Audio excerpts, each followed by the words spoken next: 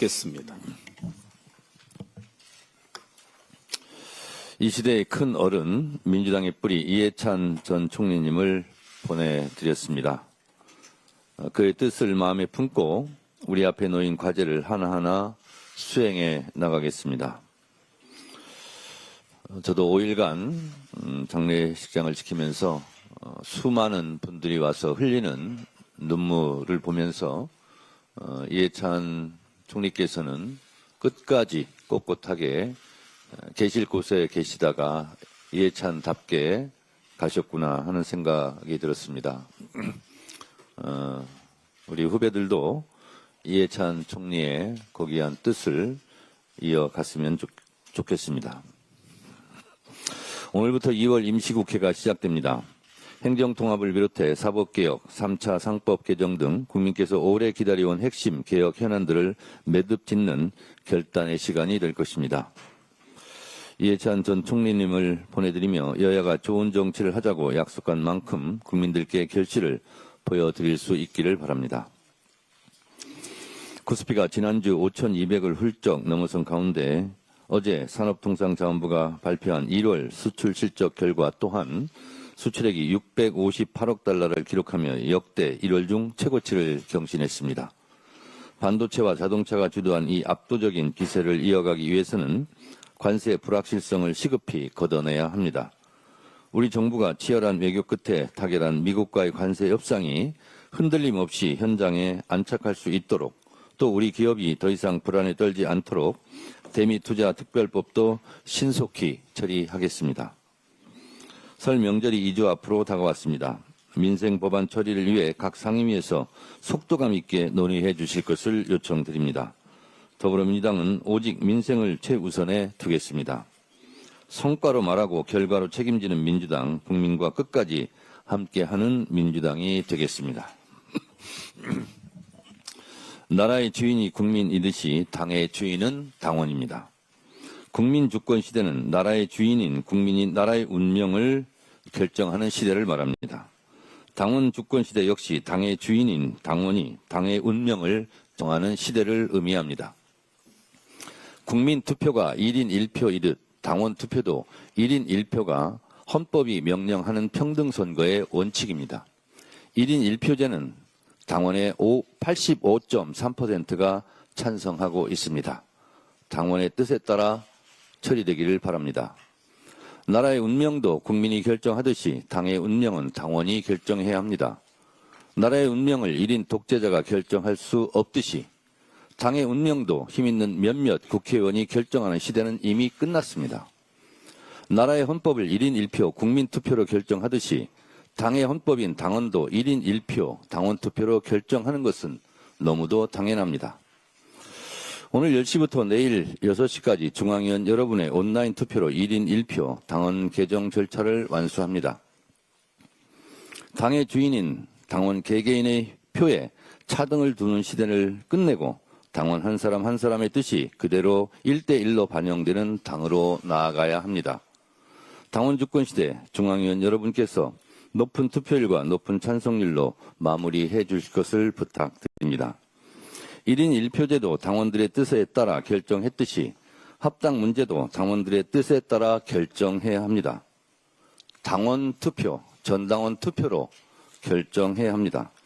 저는 당대표로서 합당 제안을 한 것이지 합당을 결정하거나 합당을 선언한 것이 아닙니다. 당원 토론 절차를 거쳐 당원 투표로 당원들의 뜻에 따라 결정될 것입니다. 합당에 대한 당원들의 뜻이 어디에 있는지 당원들의 토론 속에서 공론화 절차를 밟겠습니다. 당원들의 뜻을 묻지 않고 당원들의 토론을 듣지 않고 당원들의 토론 절차를 건너뛰고 당의 의사를 결정할 수는 없습니다. 저는 당대표로서 당원들에게 합당에 대한 뜻을 묻는 제안을 했고 이제 당원들의 뜻을 묻는 민주적 토론 절차를 시작하겠습니다. 저는 당원들이 하라면 하고 하지 말라면 하지 않겠습니다. 저는 당원들이 가라면 가고 멈추라면 멈추겠습니다. 저는 전당대회 때 약속드린 것처럼 오직 당심, 오직 민심만 믿고 가겠습니다. 당원의 명령에 따라 가고 당원의 명령에 따라 방향을 정하겠습니다. 옛날 제왕적 총재 시절에는 총재 1인이 합당을 결정하고 선언했습니다. 지금은 당의 운명을 당의 주인인 당원이 결정합니다. 지금은 총재가 합당을 결정하거나 선언할 수 있는 폐쇄적, 수직적 정당이 아닙니다. 합당 문제든 무슨 문제든 더불어민주당의 운명은 당의 주인인 당원이 결정합니다. 저는 당대표로서 합당에 대한 공론화의 문을 열었으니 이제 당원들께서 당의 운명을 결정해 주십시오. 당대표도 국회의원도 그 누구도 당원들의 결정에 승복해야 합니다. 그렇게 합시다. 통합은 힘을 합치자는 것이고 분열은 힘을 빼자는 것입니다. 통합이 분열이라는 말은 언어 모순이자 뜨거운 아이스크림이라는 같은 형용 모순입니다. 더하는 뺄셈, 빼는 덧셈, 휘어진 직선, 고든 곡선 같은 말입니다. 공익과 사익은 다른 것입니다. 통합하면 승리하고 분열하면 패배합니다. 분열한 채 선거를 치르는 것보다 통합하여 선거를 치르는 것이 하나라도 이익이고 승리의 가능성을 높입니다. 2, 3%의 박빙의 선거에서 부직갱이라도 힘을 보태야 하는 것은 선거의 기본입니다. 한 표라도 더 얻으려고 상가문을 열고 들어가서 호소하는 출마자의 심정을 10분 헤아려야 합니다.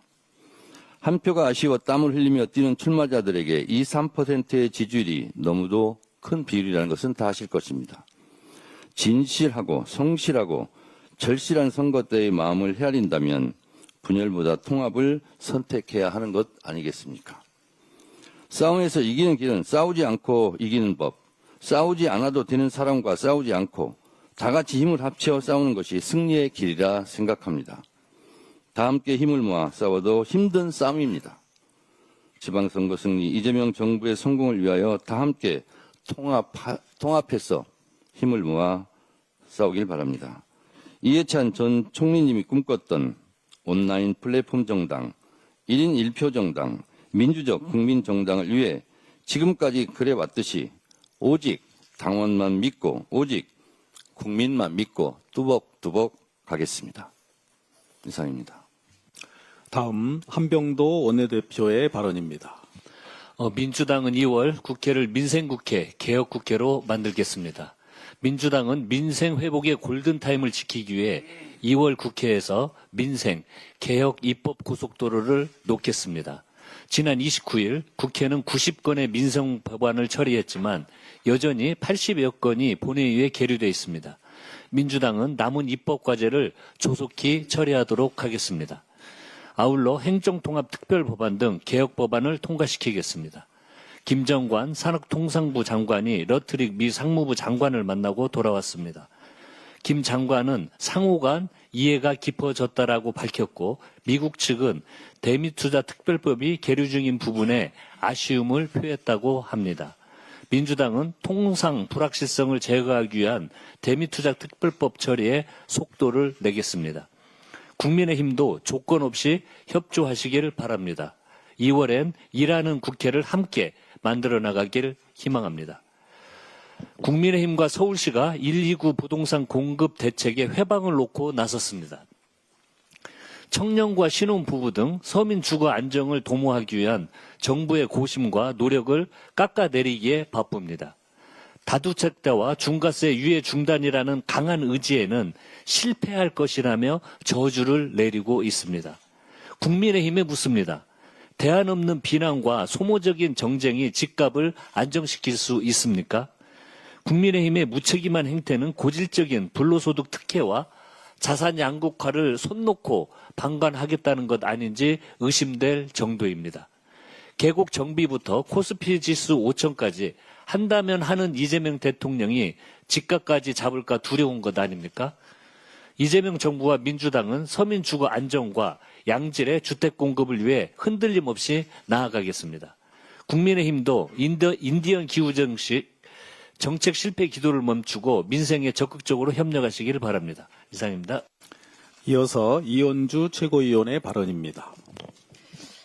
네, 이광재 전 강원도지사께서 불출마 하면서 우상호 전 정무수석의 선거를 돕겠다고 선당 후사의 말씀을 하셨습니다. 선당 후사의 훌륭한 태도를 높게 평가하면서 감사드립니다.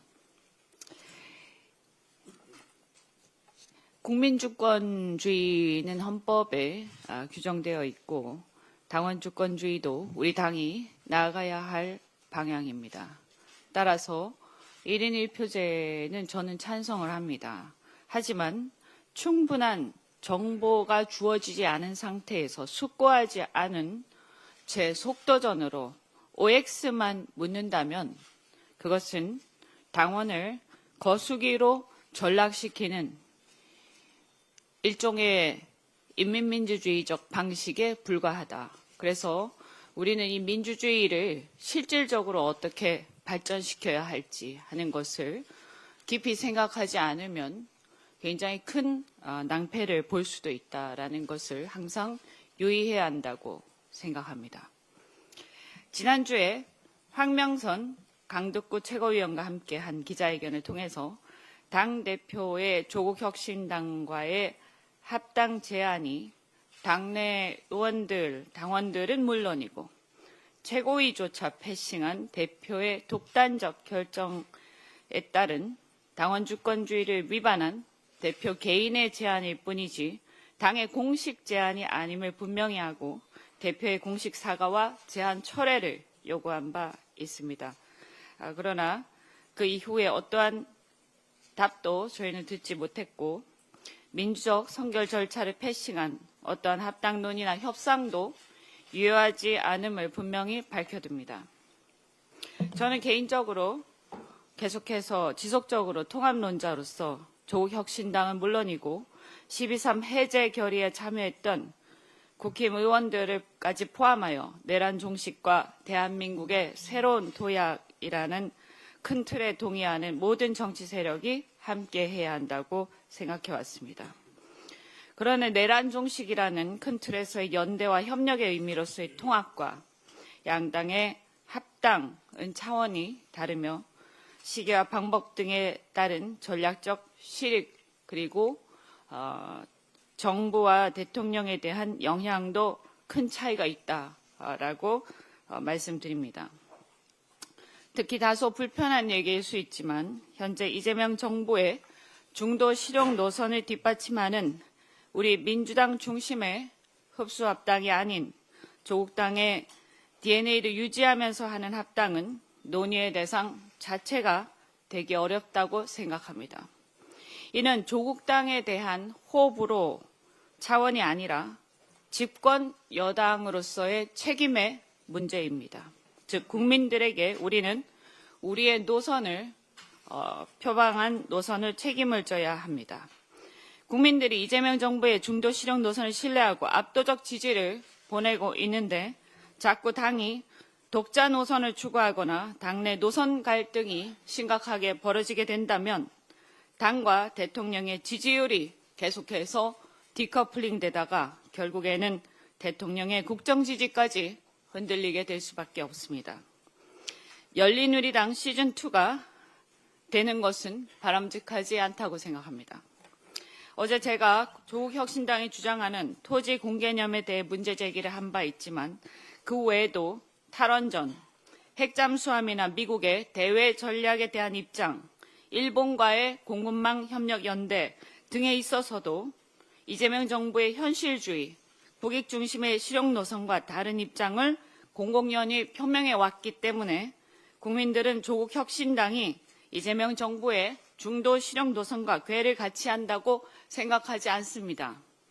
이러한 지점은 최근의 여론조사에서 계층적으로는 중도층, 지역적으로는 서울 수도권과 부울경, 세대로는 2030 세대에서 합당에 대해 부정적 인식이 상당히 큰 것에서도 분명히 드러납니다. 다만 저는 조국혁신당의 그러한 노선이나 정책에 대해 일방적으로 비난하는 것이 아니라 충분히 존중합니다. 하지만 집권 여당이 정권 초기에 섣부른 합당으로 정부와 사사건건 노선 갈등을 빚는 정치 세력이 세력을 만들어 열린우리당 시즌2가 되어서는 안 될 것입니다.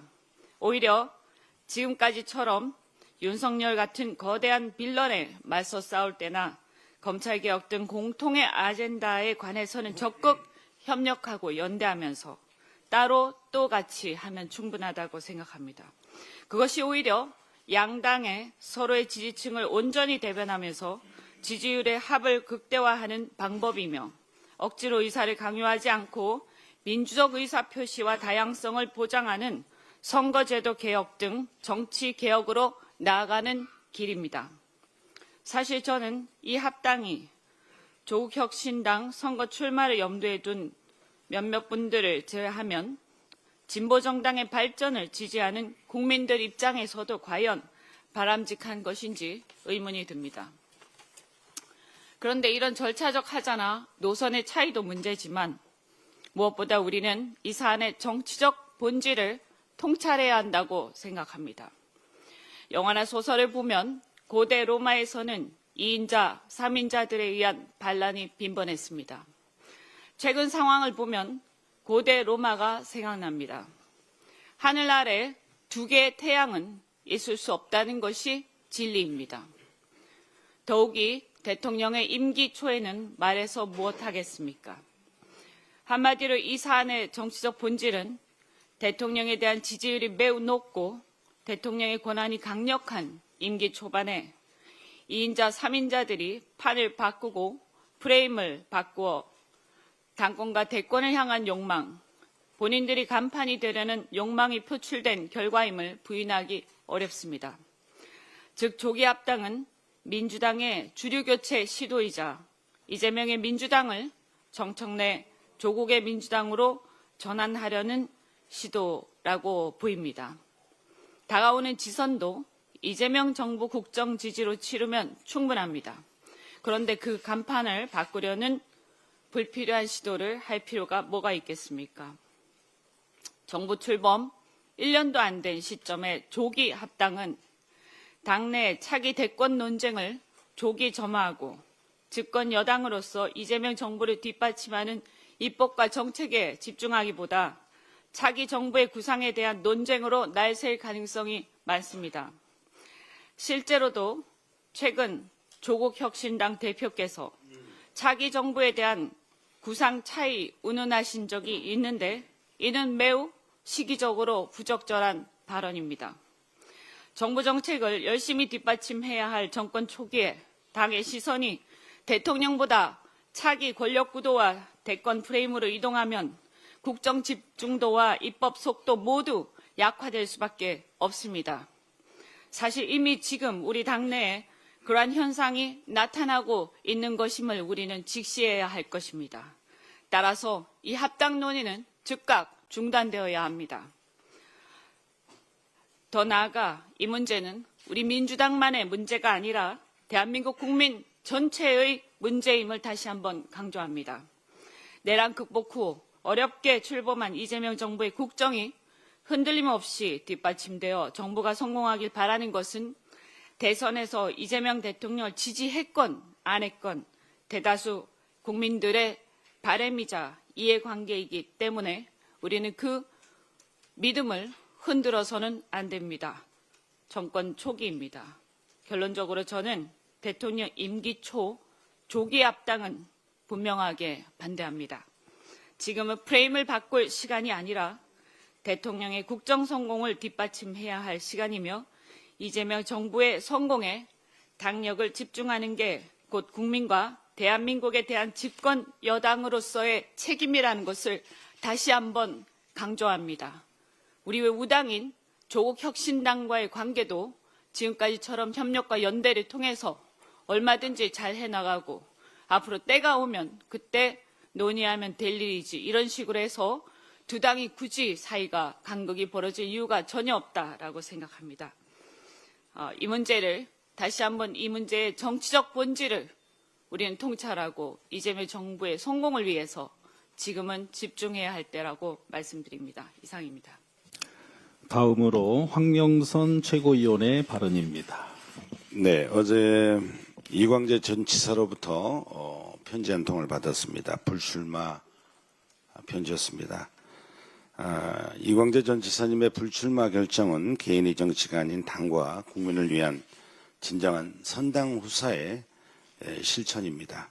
쉽지 않은 선택이었을 겁니다. 대의를 위해 용기와 책임감에 자신을 내려놓는 그런 마음의 깊은 감사와 존경을 표합니다. 또한 우상호 후보 승리를 위해서 힘을 모으겠다는 결단은 우리 민주당 정치가 지향해야 할 가장 모범적인 모습입니다. 진심으로 감사드립니다. 이제 합당 논의를 중단하고 국정 뒷받침에 당력을 집중해야 합니다. 지난해 8월 3일 이후 돌아보면 우리 민주당은 국정을 뒷받침하기보다 당무 관련 갈등과 논쟁에 너무 많은 시간과 에너지를 소모했습니다. 무엇이 우선순위였는지, 우리는 과연 국정을 제대로 뒷받침했는지 스스로 묻게 됩니다. 당의 에너지는 내부 갈등 속에서 소진됐고 완보이스 완팀은 고에 그친 순간이 참 많았습니다. 결과적으로 당이 이재명 정부의 국정 운영을 온전히 뒷받침하지 못했다는 현실을 반성하고 성찰합니다. 지도부 한 사람으로서 부끄럽고 저 또한 깊이 반성합니다. 이제 소모적인 합당 논의를 멈추고 국정을 뒷받침하는 데 집중해야 합니다. 합당은 당내 분란만 키우고 우국인 조국혁신당과의 불필요한 갈등만 일으키고 있습니다. 지금 국민들은 김건희 1년 8개월 1심 선고에 대한 분노하고 있고 대통령께서 민생개혁 입법률이 고작 20% 수준에 머물러 있다고 답답함을 호소하고 있습니다. 그럼에도 대통령은 부동산, 설탕 부담금 등 민생 중심의 정책 메시지를 쉼없이 내고 있는데 우리 민주당은 지금 무엇을 하고 있는지 냉정히 돌아봐야 합니다. 대통령 한 사람만 전력 질주하고 당은 대통령을 외롭게 두고 있는 것은 아닌지 무겁고 식은땀이 다 납니다. 당원 주권도 중요하고 합당 문제도 중요합니다마는 우리가 세운, 국민이 세운 이재명 정부의 국정을 뒷받침하는 것은 더 중요합니다. 출범 1년도 안 된 이재명 정부의 국정 운영을 뒷받침하는 일은 지금 우리 당의 가장 우선해야 할 책무입니다. 국민들 눈에 민주당이 내부 문제로 민생을 뒷전으로 미루는 모습으로 비춰줘서는 절대 안 됩니다. 지금은 우선순위를 분명히 해야 할 때입니다. 합당 논의를 멈추고 당내의 갈등 요소를 뒤로 돌리고 국정 지원과 민생 개혁 입법에 당력을 집중합시다. 이상입니다. 다음 강북구 최고위원의 발언입니다. 지난 토요일 우리는 고 이해찬 전 국무총리님을 보내드렸습니다. 이재명 정부의 성공을 뒷받침해야 하는 시기 크게 느껴집니다. 민주당의 최고 전략가였던 총리님이라면 조국 혁신당과의 합당 추진을 어떻게 바라보셨을지 생각하게 됩니다. 당대표께서 조금 전에 개인적인 제안이라고 말씀하셨습니다. 개인적인 제안으로 시작된 합당 논의에 있어서 무엇보다 중요한 것은 원칙입니다. 첫째, 민주성, 투명성, 공개성이 지켜져야 합니다. 둘째, 당원과 국민의 지지를 받아야 합니다. 셋째, 두 정당의 가치와 방향이 일치해야 합니다. 그러나 출발부터 이런 원칙이 무너진다면 이야기는 달라집니다. 결단코 대표 개인이나 소수의 밀실론이 밀실 합의로 시작해서는 안 됩니다. 2014년 당시 김한길 민주당 대표와 안철수 새정치연합 대표의 밀실 합의로 진행된 새정치민주연합 합당 사례를 반복해서는 안 됩니다. 지난주 갤럽의 여론조사 결과도 우리는 주의 깊게 봐야 합니다. 중도층에서는 양당의 합당 추진을 좋게 본다는 답변이 28%에 불과했습니다. 좋지 않게 본다는 답변은 40%나 됐습니다. 선거는 언제나 중도층 확장으로 나가야 한다는 대전제가 있습니다. 그런 의미에서 여론조사 결과가 시사한 바를 결코 무시하거나 간과해서는 안 됩니다. 국민의 시선, 중도층의 판단을 냉정하게 봐야 합니다. 바로 이 지점에서 민주진영의 큰 어른이신 백낙정 교수님의 말씀이 더욱 무겁게 다가옵니다. 며칠 전 조국혁신당 조국 대표와 대담을 통해서 밝히신 백낙정 교수님의 말씀을 하나하나 되새겨 보겠습니다. 절차는 틀렸지만 합당은 지지한다는 태도는 아니하다. 대표의 합당 제한 목적과 동기를 따져봐야 한다. 민주당이 조국 혁신당을 흡수해야 할 이유가 없다. 민주당의 명분과 실리 모두 의심스럽다. 민주당의 행태에 대해서 정이 안 간다. 대표가 20년, 30년 구상을 갖고 있는가? 지선 전략도 잘 잡지 못하는 것 같다. 대통령 지지율이 60% 이상이면 이재명 카드로 승부하면 압승하게 되었다라고 말씀하셨습니다. 백낙천 교수님의 이 말씀은 특정 개인에 대한 비판이 아닙니다. 우리 지도부 전체를 향한 민주당을 향한 경고로 받아들여야 합니다. 우리 모두가 성찰해야 할 지점입니다. 역대 선거 직전 합당 사례를 봐도 결과는 의도했던 대로 된 적이 없습니다. 여러분 기억해 보십시오. 2014년 지선 직전 새정치연합과의 합당, 2022년 대선 직전 열린민주당과의 합당, 지선 직전 새로운물결과의 합당도 그랬습니다.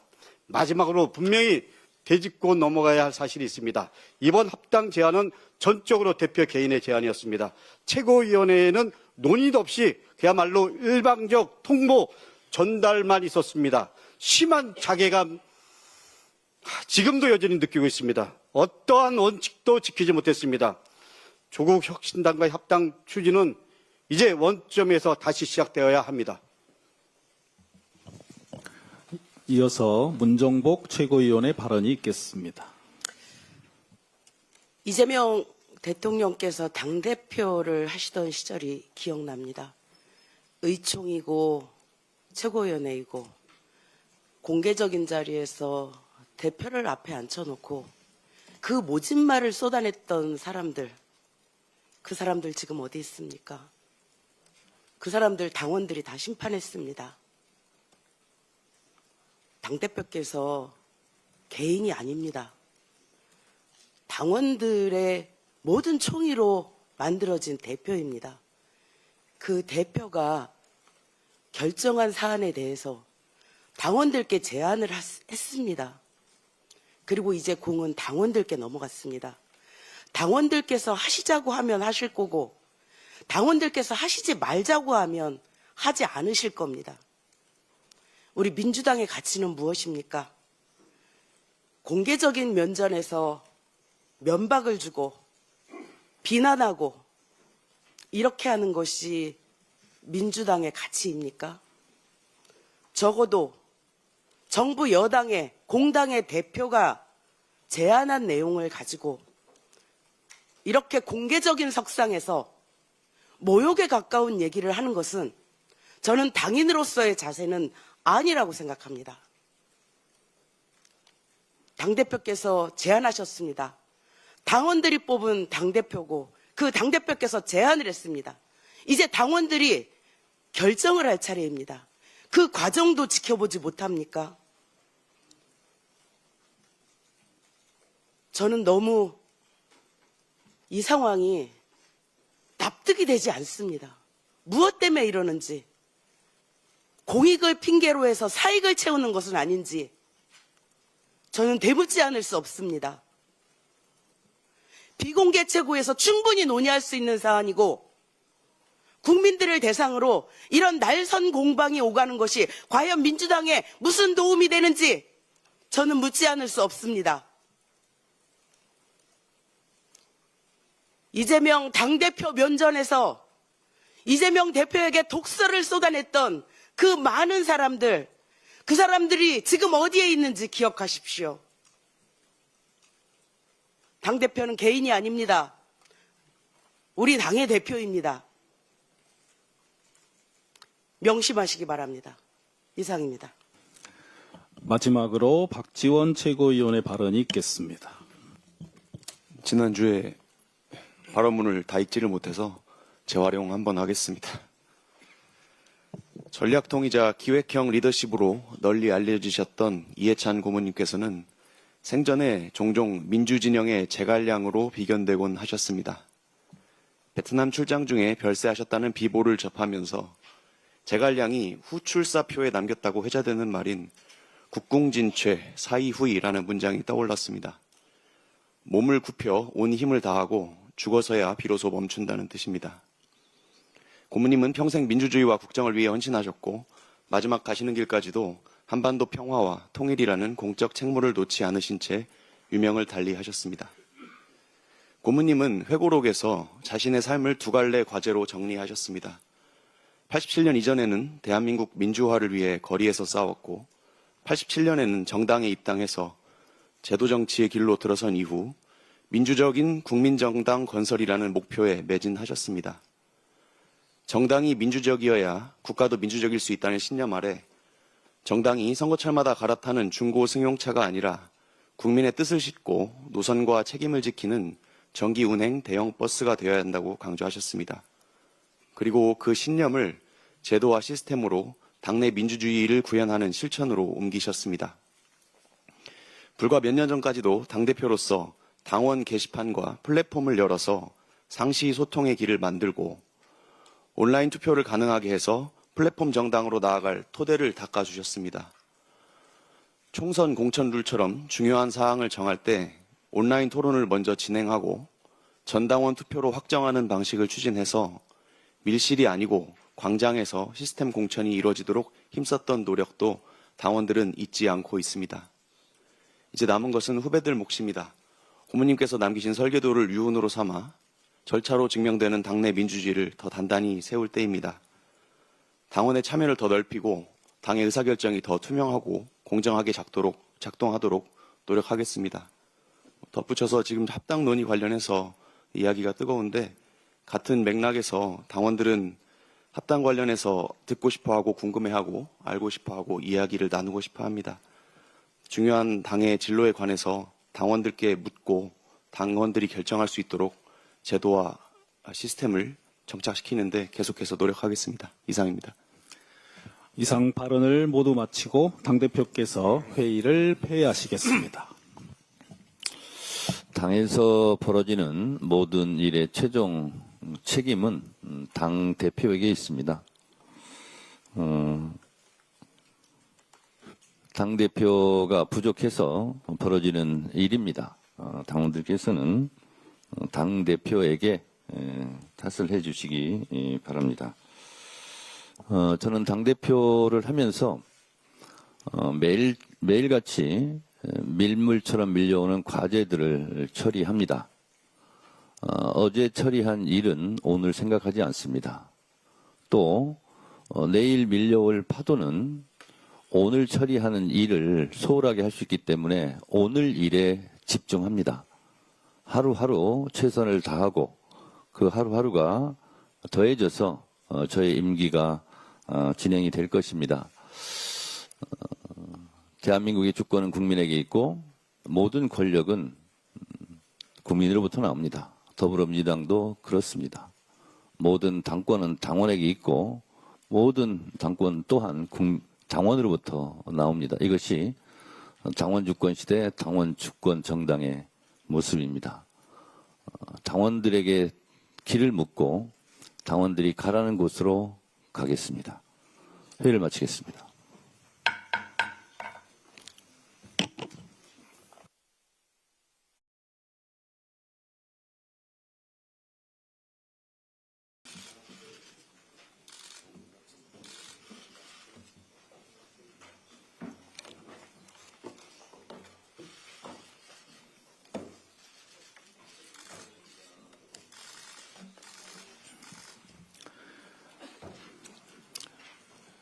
정청래 당대표의 속개 선언으로 더불어민주당 제217